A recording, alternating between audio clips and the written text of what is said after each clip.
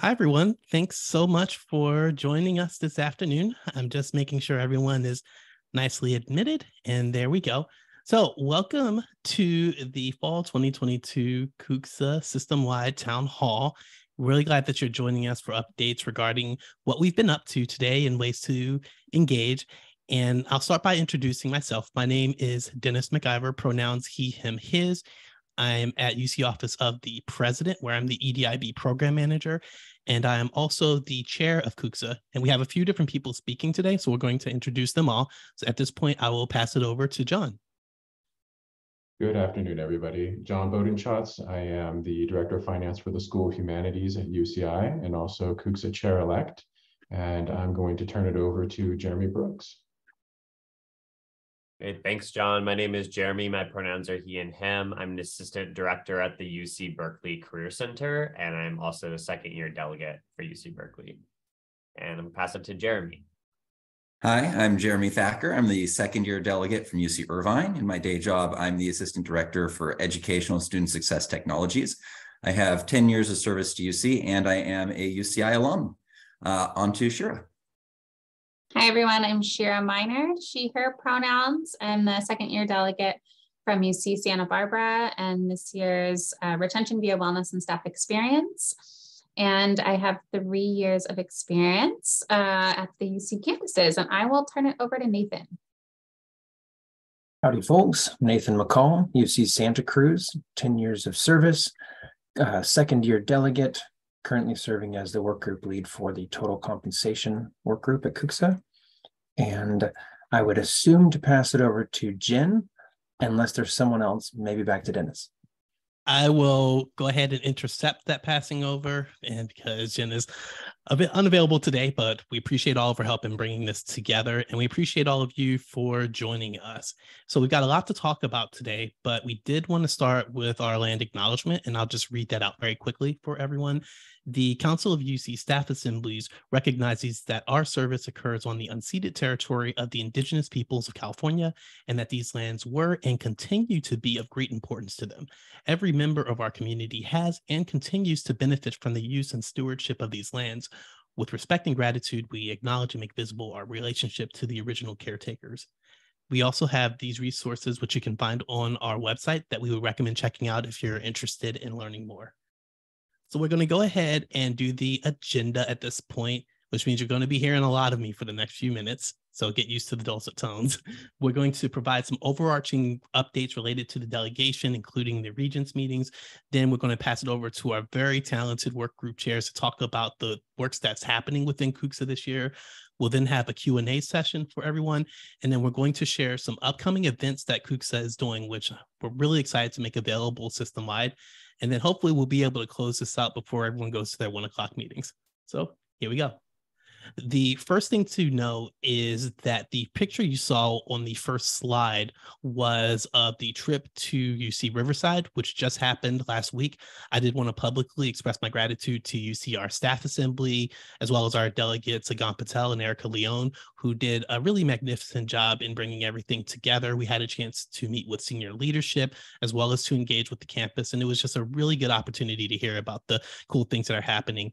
And that's just not my bias of having worked at UCR coming out. It's a really great place, and we're really glad to be able to engage. However, the amount of engagement we have hasn't just been limited to our locations. This year, our executive board has been trying very hard to plug into every opportunity possible with our local staff assemblies. And we've had a chance to meet with the folks at UC Irvine, which was a wonderful meeting, but we also had a chance to attend an Office of the President Staff Assembly meeting. We're really grateful to Trish Dolan, who's the chair there, of making that available to us. In October, we had a chance to meet with a number of our senior staff assembly leaders at all of the locations, all of our chairs, our presidents and co-chairs.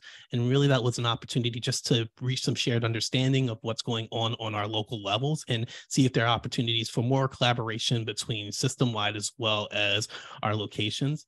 In October, our immediate past chair, Crystal Petrini, filed a request and convened the past chairs council for CUCSA. So that consists of a number of folks who previously served as CUCSA chair, just to talk about some overarching things we're doing, receive recommendations, and just chart more of a path forward. So because we know there's a lot of knowledge in that space, and we figured that's a great opportunity to leverage that when it comes to the work that we're doing as an organization. And so we are appreciative to our past chairs for not running away and hiding, but finding opportunities to stay plugged in. And beyond that, something that I've been really trying to do this year, and we've been trying to do, is make more information available to our locations. And that's come in the form of CUCSA chats. So once a month, we talk about different issues related to the staff leadership experience and try to provide different insights on terms of this is how you would manage your time, or this is how you find your voice. And so that's happened every month. Our most recent one happened last week related to using assessment for our staff programs. And we'll continue to do that over the course of the rest of the year. And hopefully it'll be a good opportunity to just continue to equip our locations with that knowledge and insight in order to progress forward locally. If you did miss any of them, I encourage you to check out our YouTube page because it's all there. You can check it out whenever you want. Next slide is our Regents Meetings. Deep breath. So anyway, in September and November, we were fortunate enough to attend the UC Board of Regents meetings. And in November, one of the things we wanted to prioritize was making a request for our policy covered staff. For those who don't know, policy covered staff is our core constituency as an organization, although many of the things we're talking about impact all staff. For the purpose of this conversation, we did request a 10% increase for policy covered staff. I want to not only acknowledge the members of the CUCSA delegation who supported that, but also UCSF Staff Assembly came out too, and specifically their chair, Emma, supported the message. And we did that during the public comment section, and just to talk about the issues of the staff experience and how a 10% increase would benefit us. As of now, the proposed increase is 4.6%. We are monitoring that very closely to see how that shapes up. One thing we're also concerned about is the investigation of the employee contributions to the pension, because one thing that did come up was looking at how much employees contribute. I would encourage everyone to check out those conversations. They are available on the Regents website just to have a sense of what's happening there, because this does have implications on the amount that everyone brings home in a given week or month. But all that to say that these are things we are trying to do just to monitor what's happening for the staff experience, but also make sure that the staff voice is heard. You have opportunities to engage with that. We strongly encourage you to do that. And if you have any questions as far as what else is going on there, please feel free to reach out to us. We can share what we've observed and bring you into what our process is. At this point, I'm going to take a much needed breath and pass it over to John. So next up, I'm really excited to introduce, we'll have 4 of our work groups here to present, and this comes at a time when they're in the middle of their work. So these are early presentations, giving you some insight into their direction and likely their desired end product. We will have an opportunity after their presentations to do a Q&A, so jot your questions down, and we'd be happy to hear them or any insights you might be able to offer yourselves. First up, we do have Jeremy Brooks discussing retention from the perspective of advancement. Jeremy, take it away. Sounds good. Thank you.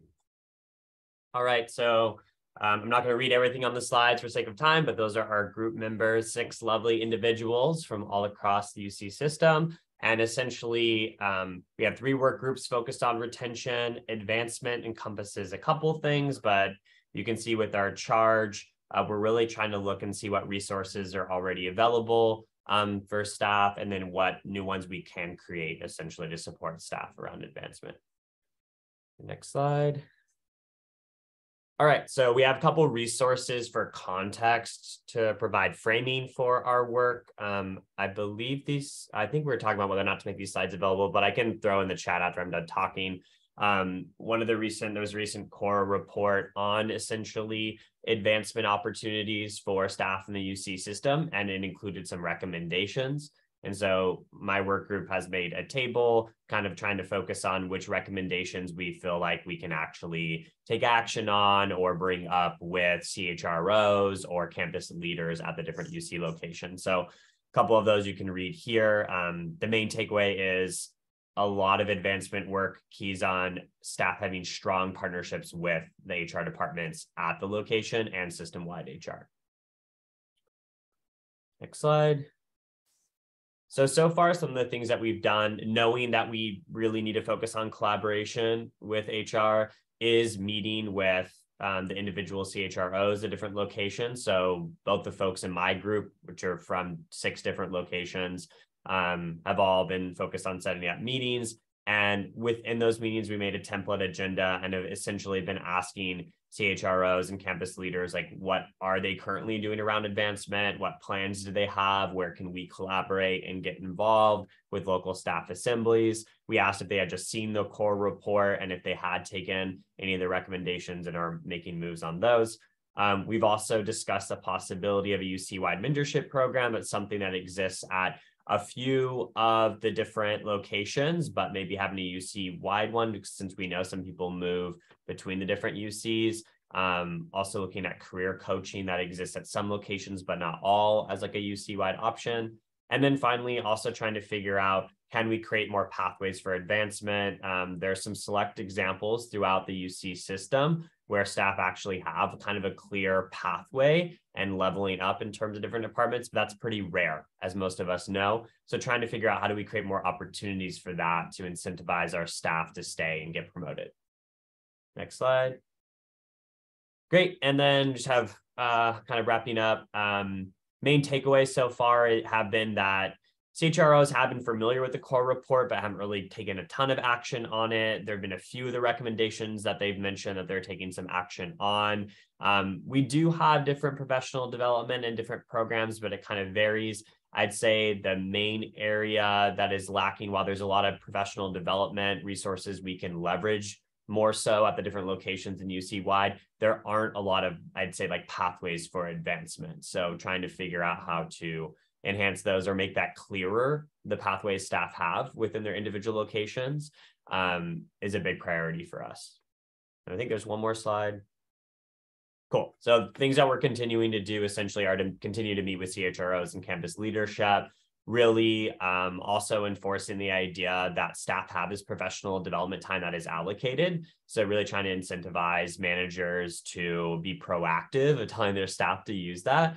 Promote the resources we already have is something that we're doing. Look into creating a model for all of our locations for career coaching and mentorship programs. And finally, as I mentioned before, a big priority is just figuring out what career pathways could look like by looking at some of the examples we already have in the system. And that's it from me. Thank you, Jeremy. Next up, we have total compensation. So Nathan McCall is the chair of that work group and will be giving us his presentation today. Yeah, thanks very much. Just a quick shout out to my folks from Riverside, LAOP Agriculture, and LBNL, which is Erica, Anna, Nicola, Dougie, and Teresa. So thanks to them, it is a team effort for sure. Next slide, please click. All right. So just like Jeremy, I'm not going to read everything that's on the slide. One, it's boring. Two, I was only given 2 to 3 minutes. So I'm just going to highlight some things. My understanding is these slides might be made available afterward, and that's where you can review the content in detail. So on this slide, I'm just going to highlight the bold portion at the top there. Our charge was, how can our current compensation model be refined or enhanced to help retain UC staff? So please click. Here's how we're going to do that. And then there we go. So the thematic goal is we're going to raise foundational awareness. We're going to lay foundational groundwork of raising awareness so that over the years, change can be made. We're not going to aim small and then this work group is going to go away next year. The understanding is this work group is going to continue. And so we're laying foundations so that more people can make better change later. We're not aiming to create major change. We don't even have an established ask at this time, but that's what we're doing. Please click. And so the three areas we're going to do that is at the staff assembly to raise awareness, at the regental level to raise awareness, and at the CUCSA level to raise awareness. Please click. The 3 areas that I just mentioned, staff assemblies, regental, and awareness, here's staff assemblies. What we've done is we've created a first pass draft of a compensation matrix This has about 27 different categories of ways that university employees are benefited across all locations. Right now, it's very rough, but it is done. And we're going to go through and make it better throughout the course of this year. The goal is to put this in the hands of the local staff assemblies so they can see, hey, those 5 locations have this. Why don't we have it? Let's use their data to advocate at our end. And then also for the local staff assemblies to use to encourage their locations, their constituents to say, hey, did you know we have this? And that way it can be maintained year after year so that as the CUCSA delegation refreshes, that's still a tool people can refer to. Please click. So that's what we've done. And what we're going to do is to refine that matrix over the year. And then we're going to focus on 2 areas, which are tuition remission, and housing assistance. Our work group is going to do a deep dive into those 2 areas, reaching out to our system-wide colleagues to really bring out those 2, because we think those 2 will have the most impact of all the other 20-something that are listed. Please click. So awareness for the regions. What have we done? We met with the new AVP of Total Rewards, Jay Henderson. He's going to help give us visibility into what's going on. Also, he's going to help us guide our efforts so that we don't step in any potholes and we can be effective as we approach the regions. Please click. And so what are we aiming to do? We are going to create a lookup tool that is similar to the title code system inquiry. And it's basically going to have all the same functionality or similar to it. It's not going to be pretty. It's just going to be a functional tool that will then include cost of labor, cost of living for the different regions, the metropolitan regions that the campuses are in, so that people can see my classification is paid at 80% of the labor rate in my area. And then they can bring that to them when they make their public comment, like Fiona did the other week. She could say, hello, my name is Fiona Wygant, UC Santa Cruz. My classification is paid 87% of the cost of labor in my area. And by the way, today I'd like to talk to you about parental leave. That's the idea. And if people keep doing that over and over again, eventually the regions will catch awareness of that. And then they can go use the tool to look up their cousin who works at Merced and see what they're making. Please click. So awareness for the CUCSA. We were going to create a survey to be deployed at all locations to say, what do our people actually want? Do they care about paid parental leave, or would they rather have free parking? Or do they want this, or would they rather have that? And we were going to create that survey, but please click. In conversation with Jay Henderson, he said, no, don't do that. We're already going to do that. It will be released in fiscal year 24. And so instead of us recreating the wheel or having double effort, we're simply going to advocate that CUCSA should have a voice in the creation of those questions that will be asked to the campuses. And so that's just an example of we're doing our best, we're trying, but we're also receiving input and adjusting throughout the year as we go. Please click. And so as you can see from the summary, we're just trying to make a dent. Click one more time, where our goal is to raise awareness. And then here's a summary. One more click, please. And then at the bottom is a summary of the compensation matrix, the 2 areas we're going to be focusing on, the lookup tool, and assisting with the system-wide survey. Thank you for listening. All right, and next up we have Shira Menard with for wellness and staff experience. Thank you, John. So in recent times, employee retention, we know, has proven challenging to the public and to our private employees, specifically as a result of the Great Resignation. So we're working this year on retention, specifically as it relates to wellness and the staff experience, and working with Courtney Klein from Berkeley, Desiree Hennon from San Diego, Greta Hele from Santa Barbara, Kaylee Hayakawa from Irvine, myself, and Vanity Campbell from Ag and Natural Resources. So a really wonderful group, and I'm really excited to be working with them this year. A lot of people have been thinking about how this all relates to each other. And so our charge this year was to create a framework for addressing employee retention through the lens, like I said, of wellness and the staff experience, and further to identify local and system-wide resources for employees as well as supervisors to use. One of the incredible resources that came out this year was from the Office of the U.S. Surgeon General, who created a framework for us. Very nice of them, specifically around protection from harm, connection and community, work-life harmony, mattering at work, and opportunities for growth. And within those various areas, focusing specifically on further areas. So you can review this slide in more detail later, but we're specifically focusing on the protection from harm and the work-life harmony at the moment. And some of our other work groups are focusing on some of the other aspects. Next slide. So those who work over 55 hours a week had a 13% greater risk for heart attacks, 35% more likely to have a stroke, and 17% higher risk of dying from ischemic heart disease over those who worked 35 to 40 hours a week. We know that these long working hours are increasing deaths from heart disease and stroke, and this data is from the World Health Organization in 2021. We've gotten to a dangerous place where supervisors are forced to make decisions about how much work one employee can reasonably handle, and not based on the actual workload, but on the demand and the budget that they might have available. So we know that staff on our campuses are overworked, burnt out. In many cases, they're leaving or going out on stress leave because there's simply too much on one person's plate. And they don't have time maybe to attend some of the programming available for wellness.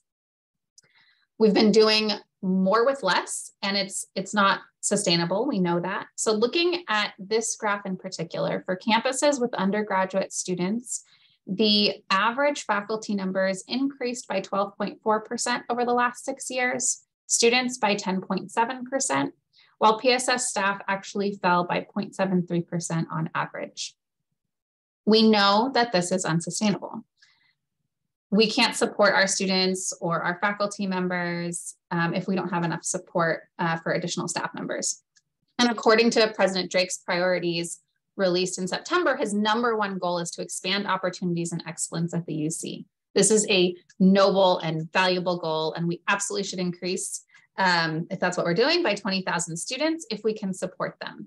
So yes, adding 200,000 additional degrees, 1,100 ladder faculty over the next 4 years is important. But we also need to plan for staff expansion like we plan for increased students and faculty.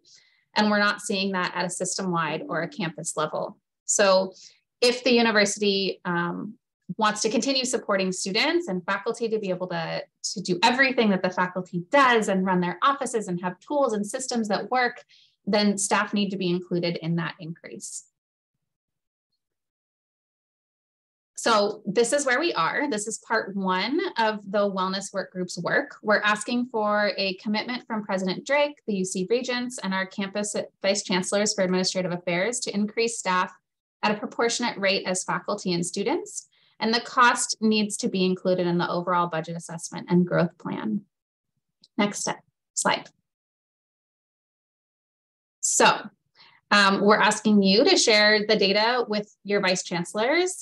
You can find your campus data on PSS staff growth. We've done the averages for you. And we'd also like to gather your stories. If you have moments where you have been feeling burnt out, if you are working 2 or 3 jobs because there are not enough staff in your department, we want to know that. We want to know your stories. So you can click on the link to submit those. We are also working with Healthy Campus Network and the wellness managers to develop and adopt best practices for wellness assessments and the Wellness Ambassador Program. We'd like to further define the role of what might be a Chief Wellbeing Officer. And then you can find existing resources on the UC Living Well resource website. Thank you.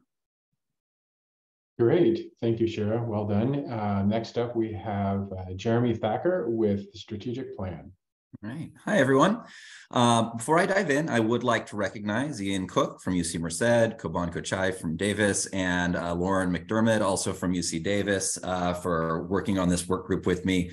They've been doing such thoughtful work around all of this, and I'm really honored to be able to have their partnership in developing our strategic plan. So the main focus for our work group is to develop a strategic plan that will shepherd CUCSA through June 2028, so the next 5 years. What should we be doing? What should we be focusing on? to continue to improve the impact and the value delivered by CUCSA. The main input to this was the 2018 strategic plan, which is reaching the end of its life. So kind of building off of that and deciding, are there new directions that we need to go in? Do we continue in the same direction, and so on?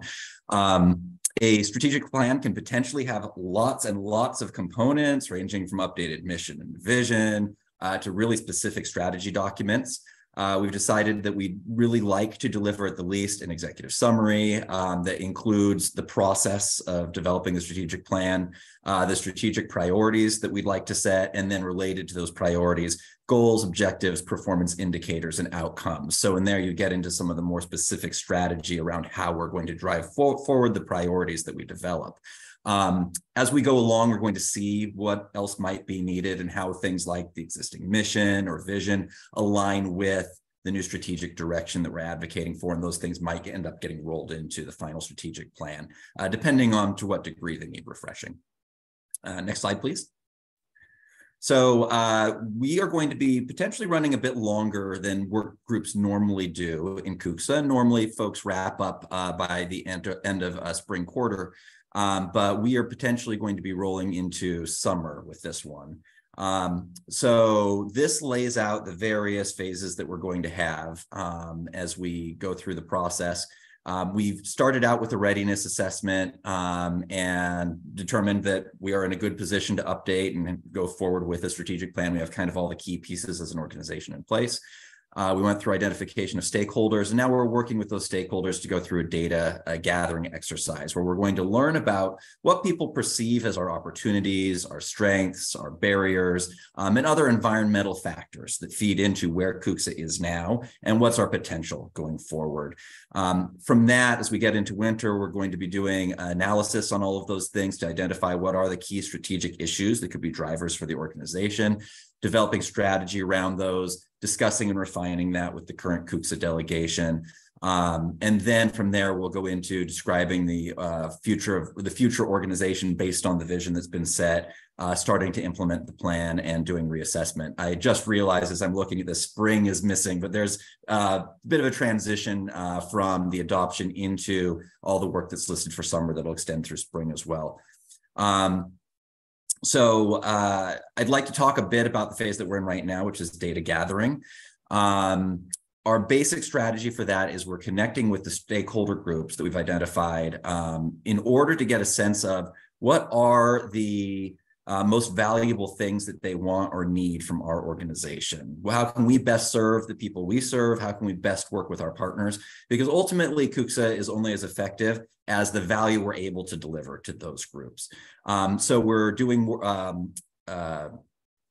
focus groups to connect with them and get a sense of what do they want from us? What do they see as our opportunities? That sort of thing. Then we will be feeding that into a survey that we'll be sending around to our current CUCSA delegation and to past CUCSA delegates to say, well, these are the range of things that our stakeholders are asking us for. What do we want to prioritize as the current organization? And then from there, figure out, okay, what are our key issues? What are the strategies related to those? Next slide, please. So these are the stakeholder groups that we've identified. We've already connected with past CUCSA chairs in a focus group to get a sense of how they perceive the group, the direction they think we should be going in.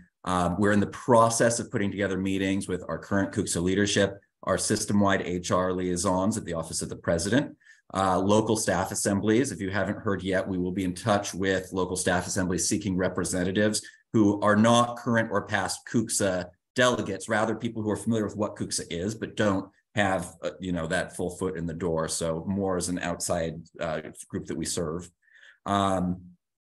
We'll be connecting with local chief human resource officers. Will be appearing in an upcoming system-wide meeting that they have and talking to them for 15 minutes about needs and opportunities. And similarly connecting with the staff advisors to the regents, current and past, for a quick session where we'll learn a bit about how they as partners want to work with us and what their needs are. So from this, we're going to develop a list of what are the priorities for our stakeholders and our partners, turn that into a priority survey, and that will go to current and past delegates. And it'll also include some open-ended opportunities for them to contribute issues they think we should be talking about if they were not already captured by those other stakeholder groups. So there are a lot of folks we partner with. We realize we may have missed someone. So if you can think of anyone who's missing from this list, we should maybe be connecting with, feel free to drop it in the chat here, or you can email me at thackerj@uci.edu. We'd love to get that input. So we're making sure that we're talking to everyone who might have a stake in this process. And that's it for strategic plan. Back to John, I believe. Thank you so much, Jeremy. And now we'll go ahead and open up to Q&A. As it says here, feel free to toss it into chat, raise your hand. Hopefully I'll be able to catch you when you raise your hands. I will say, Fiona, that I'm not certain if Nathan was able to answer that, but COLA is something that definitely is on our radar, and the idea of having kind of a more robust, and something you see in a lot of other industries. But they got bonus, they got merit, they got COLA. There's lots of ways to recognize and compensate to staff in other businesses and other industries. But right now, when you look at the numbers, we're pretty far behind, even just to meet. I mean, even to meet inflation, right? Which is kind of what COLA is given to employees to help keep the buy power at about the same. We don't do that well in the UC, right? Over the last 5 years, we're 11.8% behind where we should be if we were just trying to keep up with inflation. And the salary program is normally 3%. Well, guess what? Inflation is about 2.5%. So it's a bit of a bigger issue as we try to impart, or at least influence, a different mode. Something that Dennis and I are working with is in discussions with the president, and as we progress forward, is looking for some stability so that we have some understanding, hoping to get some measure of a commitment in that way. I don't know exactly where that goes or even what that looks like, but it is something that is definitely not lost on me, and I doubt it's lost on Dennis, that we don't really have that same mechanism of COLA and merit. We're just struggling to get COLA, essentially, in my eyes, at this point, and hopefully moving forward and continuing to move that needle for all of us to higher and higher. So feel free after that, feel free to raise your hand if you have any questions from the work group. If you have any insight, I can tell you they put a lot of work in this, and it does definitely help to hear from people about the ideas that they're forming, and also if you have anything to share or any different directions you might recommend they go in.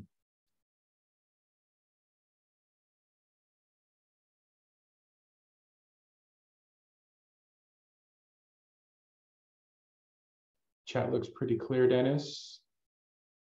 I don't see any hands. So do we just let it remain awkwardly and silent?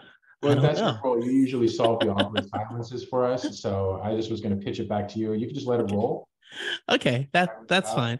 I think then one of the things I want to answer, because I imagine it might be a question some of you have, and I'll answer it myself. But one question may be, what was the reasoning with how we created the work groups this year? And that, hey, there's 3 different work groups. And so I did want to share what the mindset was. The first piece is that the issue of staff retention is one that's been fairly omnipresent when it comes to CUCSA. I looked at the previous work group reports, and this is something that's been an ongoing issue. And I think we all feel the effects of that at all of our individual locations in terms of the ability to keep people. So that was one factor. But then the other factor was, it struck me that when it comes to retention, it's a piecemeal as far as why people choose to go. That it may be because, oh, I'm not getting paid enough. It may be because I don't see a pathway to continue to progress here. But it may also be that from a wellness standpoint, this place is not giving me what I need to remain. And so I wanted to give each of those considerations the full thought that it deserved. And so we were really purposeful in trying to create a patchwork and a framework for everyone. So regardless of what reason people have to not want to stick around, we've started thinking about solutions to deal with it. And I think that one of the points raised was, this is something I envision CUCSA will continue to be engaged in when it comes to how do we keep our staff in general, but policy coverage staff in particular here. I think that's something we're resolved to find some way to continue to engage around, because it's not something that happened over the course of a couple of days. It took years to get to this situation, and so it's going to take time to move away from it. So all that to say that we wanted to make a holistic view. We also wanted to make sure that we do the work so that we can be a part of that process in the long term. So I did want to just really take a moment to extend my gratitude to the executive board for their willingness to let me run with this, but also to my chairs for being so willing to take on the charge and do it the way that they have, because I've been really impressed with the work I've seen up to this point. And I think at the end of the day, it will hopefully be something that's useful, not just system-wide, but at our locations as well. So there's one question that I thought some folks may have, but happy to answer any others that may come to mind. And Jane has one. Fantastic. Hi, Dennis. Thank you for your time, everybody. It's been wonderful. My question is for Jeremy Brooks. Jeremy, I wondered if there's been any conversation with the CHROs about the appetite for shared resource programming. For example, UC MDP is no longer a program that UCSB has access to run, yet it is considered a system-wide program. You're just asking me if, like, what all the CHROs think about sharing I'm resources, asking if that what? conversation has actually been a part of the dialogue that you've had with CHROs. Okay, gotcha. Yeah, I mean, I can share that with folks after. I can mess around with the settings in the slide, because I think we might share the slide deck for the template agenda. But essentially, all of our delegates have been kind of having them separately. So I can only speak to, you know, the conversation I've had, if that makes sense, with my CHRO. But if you look at the agenda, we basically have, like, most of our questions are essentially around, like, what are you doing on your campus to share these certain resources, like that sort of thing. So I'm sure things like that come up, but to be honest, I'm not exactly sure what the conversations have looked like at the individual locations. Thank you. Great question. Thanks so much for that. Are there any other questions that you may have at this time? And it's okay if the answer is no.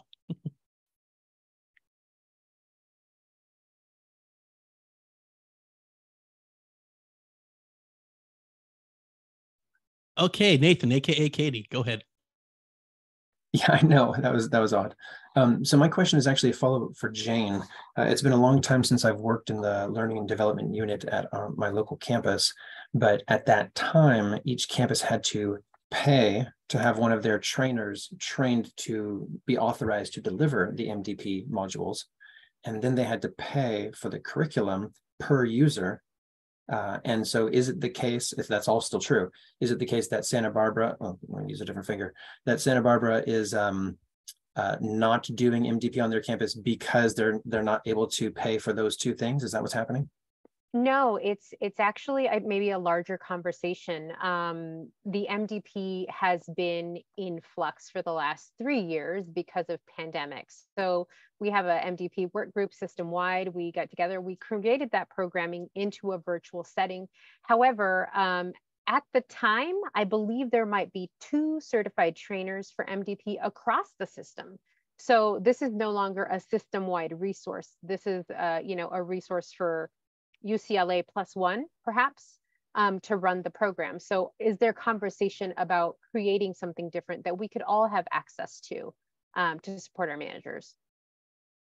Okay.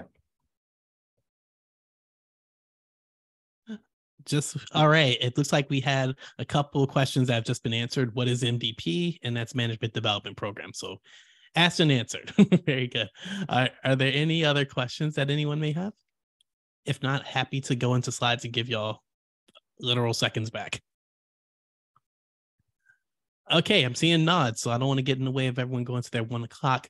Let's go ahead and talk about what else is on the horizon. You did hear earlier that we have been doing a lot in the way of engagement, like our CUCSA chats. So I did want to share 2 that are coming up that we would love it if you would be willing to attend. And thank you for coming to this, of course. And thank you to our work group chairs for the work. I will tell you, these particular chairs were very carefully, very purposefully selected, because I knew each of them brought talents, both individually and collectively, that would move things forward. And they've shown all that and more so far. So I'm saying that in public, but they're doing fantastic work and looking forward to seeing the end results. So that being said, let's go over to our upcoming events. In January, this is, to my knowledge, a first time in a very long time, if ever, but we're going to do a mid-year check-in with other system-wide organizations, with CUCSA as well as with UC administrative management professionals and our current staff advisor to the regions. I thought it was very important that we do something to keep people in the loop as far as where our organizations are, but also giving people opportunities to know how to engage.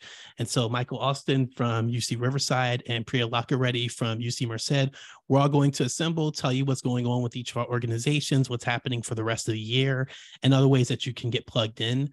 We really encourage you to take advantage of this opportunity. It, like this, will be recorded, but the more folks you have there in the time, the better. So you would be able to register at that information placed below. And by the way, don't worry, call in an audible here. We will get all of this information out to you afterwards. We'll send it using the registration that was provided, so you don't even have to ask for it. You're welcome.